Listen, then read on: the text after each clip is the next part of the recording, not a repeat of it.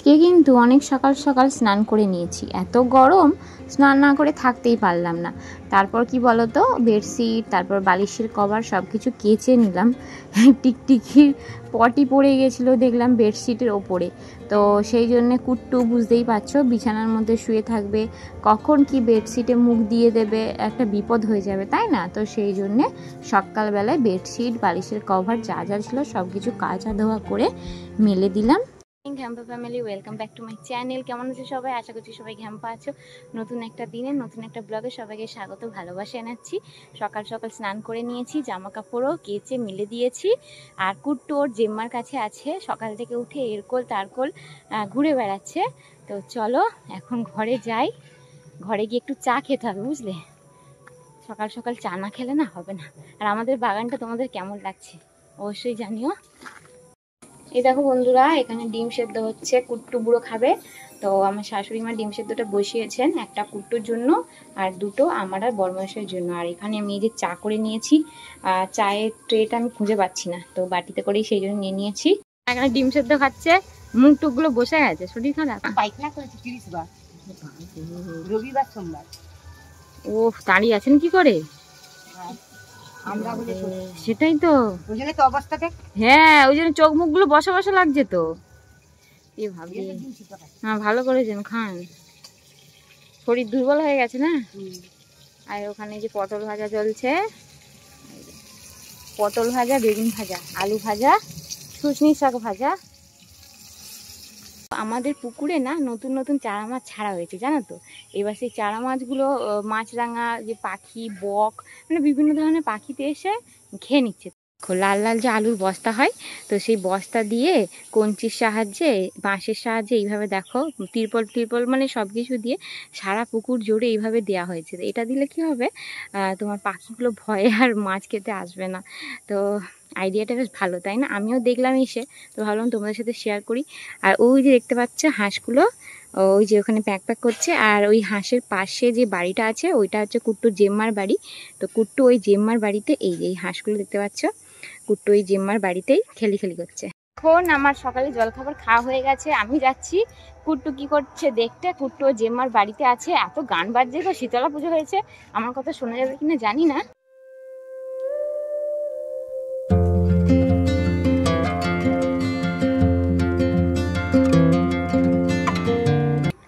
এই যে কুট্টুর জেম্মার বাড়ি, এই দেখো আমাদের বাগানটাও তোমরা দেখে না। এই দেখো আমার হাঁসগুলো কি সুন্দর প্যাক প্যাক করছে। এই দেখো জলেও আছে কিছু হাঁস, এই দেখো কুট্টু কি কোন ভেতরে লাগানো আছে। তো আমি চুপি চুপি দেখছিলাম কুট্টু কিভাবে ওর দিদি দাদাদের সাথে খেলি করছে, কারণ আমাকে দেখলে কিন্তু কাঁদু কাঁদু করবে। তো এটা কুট্টুর একটা জেম্মার বাড়ি। এই যে দেখছো কুট্টুর ঘন্টু দাদা, যার হাতে ঢোলটা আছে, ওই ঘন্টু দাদার বাড়ি।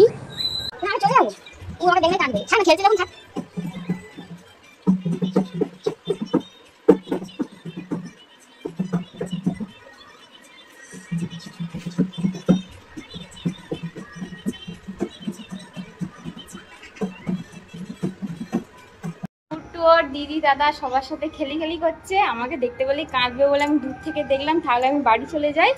এখন থাক, খেলছে যখন খেলুক। চুলটার কি অবস্থা, শ্যাম্পু করেছি সেই জন্য গরমে অবস্থা খারাপ হয়ে যাচ্ছে। গরমকালে শ্যাম্পু করলে বিরাট গরম লাগে। যাই হোক, চুলটা খুলে রাখতেই হচ্ছে শুকনো করার জন্যে। থাক, খেলি যখন করছে আমি বাড়ি চলে যাই। এখন পরে তোমাদের সামনে আসলাম, এখন 1টা বাজে। আর আমার কিন্তু খাওয়া হয়ে গেছে, মানে দুপুরের খাবার খাওয়া হয়ে গেছে। তো যা যা রান্না হয়েছিল সবই দেখিয়েছিলাম, শুধু চিকেনটা তোমাদের দেখাতে ভুলে গেছিলাম। তো চিকেন রান্না হয়েছিল, খেয়ে নিয়েছি আর তাড়াতাড়ি খাওয়া হয়ে গেছে। খাওয়া দাওয়া করে এখন এই যে করছি না, এই যে পাকা আম খাচ্ছি, আমার শাশুড়ি মা কেটে দিয়েছেন। তো ভাতের সাথে খাইনি বলে উনি আমাকে পরে দিয়েছেন। আর দেখো হালকা হালকা বৃষ্টি চলে এসেছিলো বলে এই সারা খাট জুড়ে এইভাবে তোমার জামা কাপড়গুলো মিলে দিয়েছি, ফ্যানের বাতাসে শুকনো হয়ে যাবে। আর কুট্টু এখনও দিদির সাথে বাইরে মানে ঘুরু ঘুরু করতে গেছে আর কি। যা কারেন্টটা গেল গো।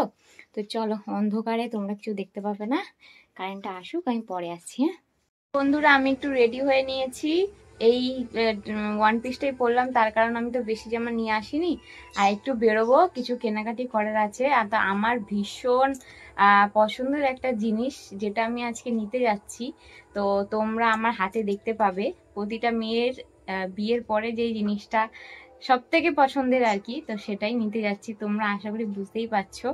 তো অনেকদিন ধরে ওটা নেবো নেবো ভাবছিলাম, নেওয়া হচ্ছিল না। তো আশা করছি এবার আমার হাতে তোমরা ওটা দেখতে পাবে। তো ভীষণ আনন্দ হচ্ছে, সেই জন্য আমি রেডি হয়ে নিয়েছি। মিস্টারও আস্তে আস্তে রেডি হচ্ছে, আর কুট্টু রেডি হয়ে ওর দিদির সাথে ঘুরু ঘুরু করতে চলে গেছে। ওকে ওখান থেকেই তুলে নেব, ওকেও নিয়ে যাব আর কি। ছেলেটা একটু বাইকে করে পাপার সাথে ঘুরতে ভালোবাসে, আবার একটা সপ্তাহ পাপার জন্য ওয়েট করতে হবে, বুঝতেই পারছো। তো সেই জন্য ওকেও সাথে করে নিয়ে যাব। তো চলো একেবারে বেরিয়ে যাই, পরে আবার দেখা হচ্ছে, ঠিক আছে?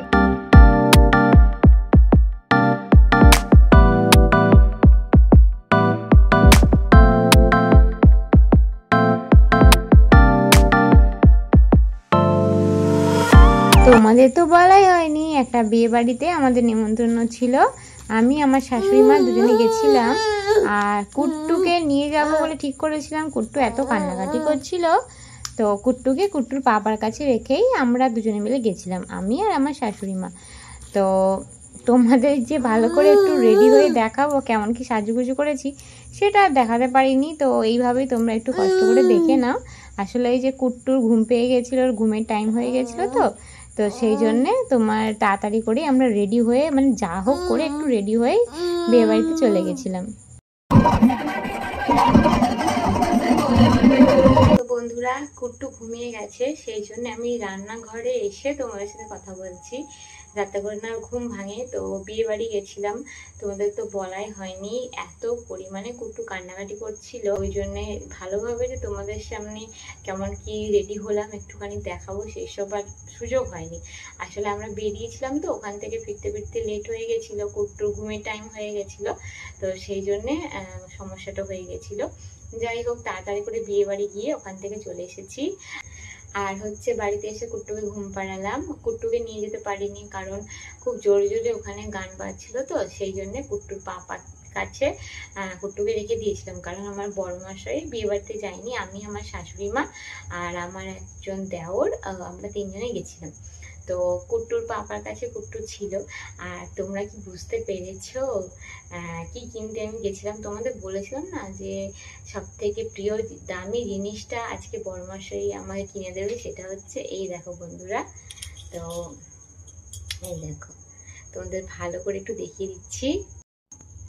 এই দেখো বন্ধুরা, আজকে আমি শাঁখা পলা পরেছি। তো কেমন লাগছে অবশ্যই করে জানিও। তো প্রতিটা মেয়ের কাছে কিন্তু, প্রতিটা বিবাহিতা মেয়ের কাছে কিন্তু শাঁখা পলা সিঁদুর সব থেকে সেরা দামি উপহার, তাই না বলো?